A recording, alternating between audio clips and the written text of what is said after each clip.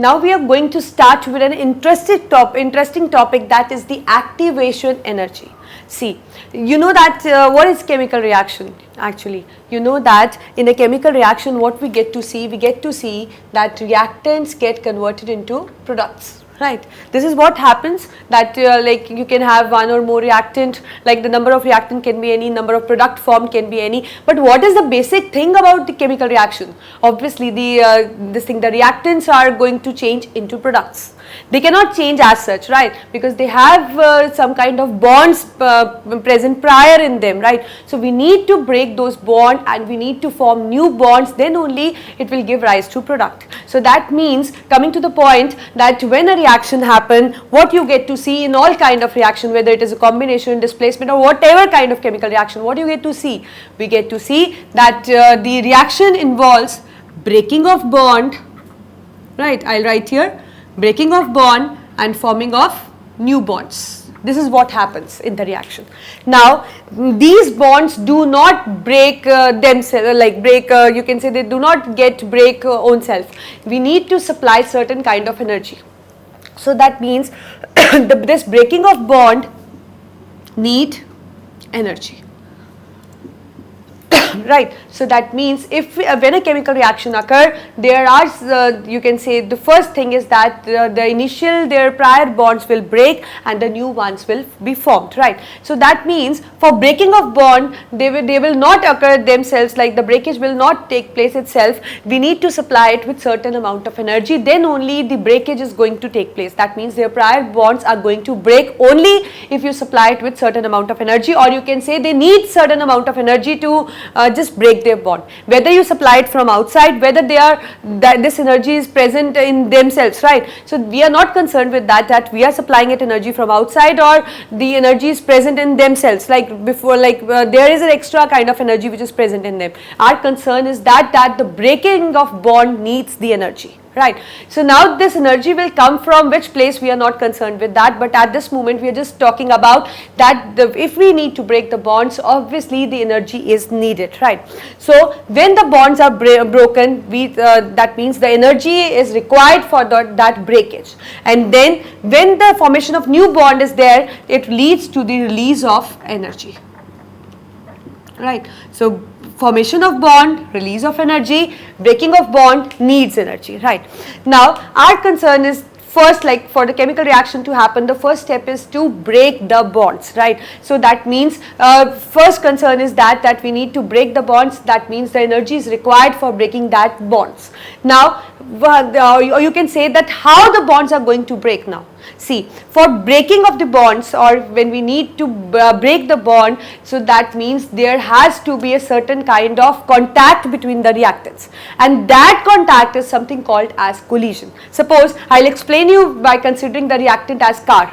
Just look at this example. See, we have car A, we have car B, right. If I want that these two cars should crash into each other, they should break each other apart. So what is going to happen? Obviously they should collide with each other.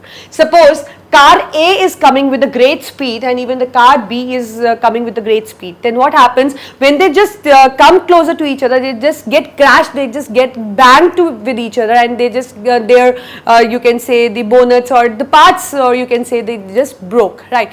But suppose if I have a car A and we have a car B, car A is on lower speed and even the car B is traveling with the lower speed. So what happens when they are going to crash, when they are going to collide, or you can say when they are going to bang, they will bang, but that kind of the bang will not release in the more breakage, right. It is just a condition of ouch, right. So that means they merely touch each other, but there is not such kind of breakage. So that means for the reaction to happen, keep in mind one thing is very important, that the collision between reactants must occur, right, because we need to, like our first concern is that we need to break the bonds, right, and for breaking the bonds we need to make reactant closer to each other, not closer like just they have to be placed with each other. It's not like that. It is that they should bang with each other with a great force that results in the breaking of their previous bonds, and they may result in the formation of some new kind kind of bonds also. So the formation of new kind of bond is a second concern. Our first concern is the breaking of bond, I told you, right?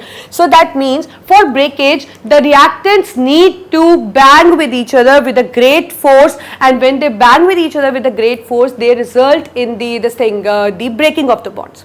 As I told you that we have two cases, car A and car B traveling at higher speed, they just get crash into each other, and they just leads to major loss in the cars, right? But when we talk about car A and B, they are traveling with a lower speed, so when they touch each other, obviously they touch each other, but the loss is not too high. Here we need that loss, right? Because when you are traveling on the roads, you don't want that your car should get trashed or something like that. But here in reaction, what we need that the reactant must crash into each other. They must you can say break each other, and more effective is the breakage, more effective is the collision, more effective is going to be the chemical reaction. Right. So that means we can have two kind of collision. This is clear that we need collision. You know that now, that if we need a chemical reaction to happen, collision is must, right? So this is there is no second thought. Collision is must, because we need to break the bonds, right? Second thing is that we are talking about that not every collision leads to the breaking of bond. As I told you that in this case, two cars were traveling with a greater speed, so they lead to the breakage, more breakage. But when we talk about car A and B, they you can say they collide, but the breakage or the bang is not bang do not occur with a great force. So that means this is a kind of collision in which you can say is an effective collision. This is said to be an effective collision because it leads to the breakage, right? But when we talk about this, they were traveling at very low speed, this is something called as ineffective collision, because it do not leads to the breakage of you can say many bonds. So that means now we are like, again I am explaining you, the first point is that for the reaction to happen, the collision must take place, right? Because we need to break the bonds, right? Second thing is that not every collision is going to be effective. Not every collision is going to be effective. For the collision to be effective, the reactants should collide with each other with a greater force. Stronger is the force between them, or you can say the more is the speed with which they collide with each other, more is going to the breakage, and more it will lead to the chemical reaction, right? So that means for the reaction to happen, obviously our first point is that collision must take place. Second is that the collision should be effective. Collision should be effective. Now our question is that how we can have these two factors fulfilled, how these two factors will be fulfilled, what should we do to make chemical reaction happen, right? So it is actually that, as I told you, that not every collision is going to be effective. So that means for the collision to happen, there is a condition required, right? And that condition is that then if we want reactant to collide with each other, they should possess minimum energy, and if they will possess that much energy, then only the collision is going to be effective. Otherwise they could how long they get collide with each other, or how many times they collide with each other, it will not result in a chemical reaction. So that means for the collision to be effective, what is necessary? The minimum energy should be possessed by the reactants, and that energy is called as threshold energy. Right. So I am going to write the word here. So what is that energy? It is threshold energy. So I think it's clear that where this threshold energy is used. Another name for threshold energy is the activation energy, because it is activating reactants. It makes the reactants active, then only they move and they just get banged with each other and just result in the breakage of bond and formation of new bonds, right? So if somebody is going to ask you about threshold energy, how you are going to define it? So say, write in your copies, the threshold energy is the minimum energy required by the reactants to cause effective collision, so that they can make the reaction happen, or they can make the the formation of products, right? Now I am summing up the points again, so that to make you clear. The first thing I told you that for the reaction to happen, there need to be breaking of bonds, right? Second, I told you for breaking of bonds, there should be a contact, means there should be a collision between them. Third, I told you that not every time every collision will result in the breaking of bond, because some collisions are effective and some collisions are ineffective. Fourth, for the collision to be effected, what I told you, that the reactant should possess minimum energy, then only this collision is going to be effective, otherwise the collision is not going to be effective in any case. And that minimum energy which should be possessed by the reactants to this thing to cause effective collision is something called as threshold energy or as activation energy, because it is simply you can say activating the reactants so that they should break their initial bonds or leads to the formation of new bond, or you can say they should make reaction happen, right. So this is what is the threshold energy. Now when we talk about the units, so as it is a energy, so obviously the unit is going to be in terms of energy, so it is kilojoules per mole. It is kilojoules per mole. So threshold energy is measured in kilojoules per mole. Now I will explain you this concept more, because this is a very important aspect of chemical reaction, because if this is not possessed by the reactants, the reaction is not going to happen, right. So I am just going to illustrate you with an example of daily routine. See, suppose I have a ball here, you can see the graph. So what I have in this graph, I have a ball here, do not see this ball at this moment, right. So see, we have this hill, a peak kind of you can say a structure which is resembling a hill, and this is a plane surface. So this ball, let us name it as A. This ball is traveling, and when it travels, it just reaches a point where it cannot travel further, right. The ball is traveling, now it has reached a certain point where it you can say where its motion is hindered. Now the question is that why its motion is hindered. Hindered is because due to the shape of this curve, right, due to the shape of the hill. If it would have not present, then what happened, this ball would have moved in a similar manner and would have reached this point, right. But due to presence of this hindrance, due to presence of this shape of the peak, this ball is you can say facing a difficulty that it cannot move more, right. So it stays here. So this state corresponds to a state of the higher energy. This state corresponds to a state of higher energy because it is at certain height, right. And we know that in terms of potential energy, when height is more, so obviously the energy is going to be more. So that means this ball A, when it is at this point, it possesses the higher energy. We want our ball to move to this point, right. Now consider this ball. This ball is the same ball, not the different one, right. We want our ball to reach this point, and this point is lower than this point, so we say that this corresponds to a state of low energy, right. So that means our ball has to our ball A has to travel from this point to this point, but it is facing somehow hindrance that it cannot travel here. But if like what is the energy difference, if we talk about that, as I told you that this point corresponds to high energy and this point corresponds to lower energy, right. So if what is the energy difference, if we talk about the energy difference, so that means the energy difference is something this, right, because it is at this position and it is at this position, so that means this is something the energy difference. Now as everything in the universe is just seeking the stability, you know that everything in the universe is just seeking the stability, because it moves from the high energy state to the lower energy state just for the sake of attaining the stability, because higher is the energy, less is the stability, less is the energy, more is the stability, and everything in the universe is just struggling for the stability, right. So like in the same way this ball is struggling, right. So this ball wants to move to this point, but it is facing somehow hindrance in crossing this peak, right. But if we just push this ball, right, if we just push this ball with a greater force, then it is going to move and it will reach this point, right. And you know that at this moment when it reaches this point, no more energy from your side is required, because after that it is going to be a spontaneous reaction, and it is just going to fall from the peak to this low position itself. You don't have to supply energy, right. So that means this rolling of ball is a spontaneous reaction, it's clear, right. As I told you that it is at this point, so it is just it will roll down, your initiation is not required. So this is something a spontaneous reaction.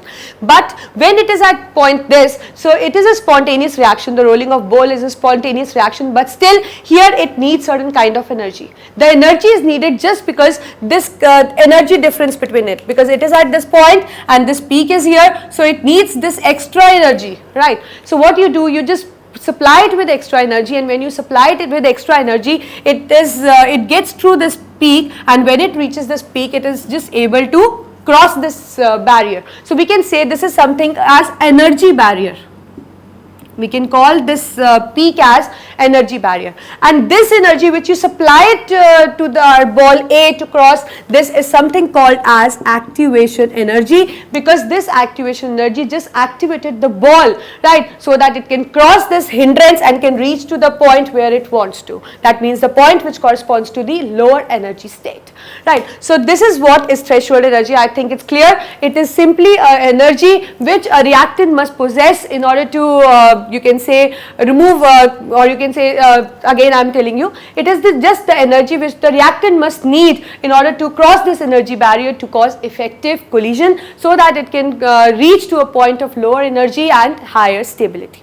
Now, when we talk in chemistry, if we talk by taking into consideration the chemical view, I have this graph as this graph. Right. So this is just a graph I told you just to illustrate with a daily life example, where I just told you that we have a ball cannot cross this you can say hill due to the shape of the hill, and we need to supply certain kind of energy, then only it reaches the peak, and at the moment when it reaches the peak, as soon as it reaches the peak, no more initiation is required, it is going to roll down itself. That means it is just going to reach the point of lower energy state, and which corresponds to the higher stability. And this energy which you supply it to in order to cross this peak is something called as threshold or activation energy. Now we talk about threshold energy or activation energy in chemical form, right? That means we take into consideration a chemical view. So see this graph we have. So I am plotting graph in with energy on y-axis and reaction progress in x-axis. So what do I get? I get, see, this line corresponds to product, this line corresponds to product, this straight line, right, and this line, straight line, corresponds to reactant. So let us make certain marking in order to just make the clear that what kind of energy difference they possess. So let us make 0, make it 20, make it 30, make it say 150 kilojoules, right. So what do we get to see that like when we talk of, first I am just talking about reactants, right. So this is the graph which corresponds to the reactant, right. So what the reactant already possess this much energy, you haven't supplied energy, this 30 kilojoules, these energies are already possessed by the reactant molecules. So this is something called as ER, energy possessed by the reactants. They are present, you can say, as an internal energy they possess. What energy they possess is 30 kilojoules, right. Now if we want a reaction to happen, if we want our reactant to cross this barrier, if we want our reactant to collide, right, so that means they have to cross this barrier, and for crossing this barrier they need a minimum energy called as threshold energy, then only they can cross this energy barrier and cause effective collisions, right. This graph what we are studying is just to make you understand that what is the threshold energy and how the reaction happen. Again just look at the board. So this 30 kilojoules is the energy which is already possessed by the reactant, right, or you can say it is an internal energy which is already possessed by the reactant, or it has this extra energy which it can use for a chemical reaction to happen, right. Now but for the reaction to happen they must collide, right, and it is clear the reactant molecules which are able to cross this barrier, again if the reactant molecules which are able to cross this barrier, they can only cause effective collisions. This is clear that we need effective collisions, we don't need ineffective collisions, right, because effective collisions only lead to the production of product, and we are just looking for products, we are doing everything for the formation of product. So that means this 30 kilojoules is not a sufficient energy, because you can see this peak corresponds to 150. This peak corresponds to 150. So what is the difference of energy between the reactant or you can say this peak energy? It is something 150 minus 130, that is 120 kilojoules, a big difference, right. So that means the reactants need 120 kilojoules more energy if they are if we want them to collide, or if we want to cross this energy barrier in order to cause effective collisions, or if we want to form the products, right. So they need to cross this barrier, right, and for crossing this barrier they need to possess this energy difference, that is 120 kilojoules they should possess. Now, if we supply them with energy, right? So that means if we supply them with energy, then only they are going to cross this energy barrier. And what minimum energy they need? At least they need 120 kilojoules, because this 120 kilojoules, this peak corresponds to the activation energy. That means the minimum energy with which the reactant must possess in order to cause effective collisions, right? So we are not concerned that from where they are taking, we are supplying with electric energy, we are supplying with heating. This doesn't make a difference. The point is that they need energy, right? And if they will not they will not get that energy, obviously the reaction is not going to happen, because they are not going to cross the energy barrier, no collisions, no product, nothing. Right. So that means this difference, you can say, this just indicates the activation energy. So that means in this, activation energy is going to be, if I say it is EC, that is the peak, you can say the energy for the peak. So activation energy is going to be EC minus ER, that is 150 minus 30 comes out to be 120 kilojoules. So in this, 120 kilojoule is an activation energy, that is the minimum energy which the reactant must possess in order to cross the energy barrier, right? And now when we talk about product, you can see that product has lower energy, more stability. So this graph, in this graph, the product line corresponds to 20 kilojoules, right? So that means they possess less energy as compared to reactants. That means they are more stable. Now let us see that what is the difference, this thing. As we know that reactant can happen in both ways. It can form the product, it can also form the reactant. So how we will come to know that the reaction is going to proceed in a forward manner or the reaction is going to proceed in a backward manner? This is what I am going to explain you now. See, this line corresponds to product, right? And what is the energy of product? That is 20.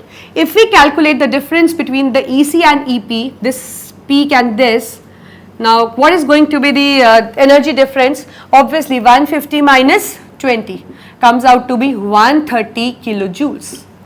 Right. So that means if I want my reaction to proceed forward, I need an energy of 120 kilojoules, right? And if I want my reaction to proceed in a backward direction, we require an energy of 130 kilojoules. So out of 120 or 130, which is the lesser amount? Obviously, it is the 120 kilojoules. That is why the reaction proceeds in a forward manner. Let's see you can say the step which requires the lower energy gets more favored, right? So that means the reaction is going to proceed in a forward manner. That means the reactant is just going to form the product. So this is what I think you got it, that what is the activation energy. So activation energy just corresponds to this peak, that is the minimum energy which is required to cross the energy barrier. And as you can see that the product always possess less energy as compared to reactants. That is why the reaction proceed in a forward manner, not in a backward manner. Now just look at the different other graphs.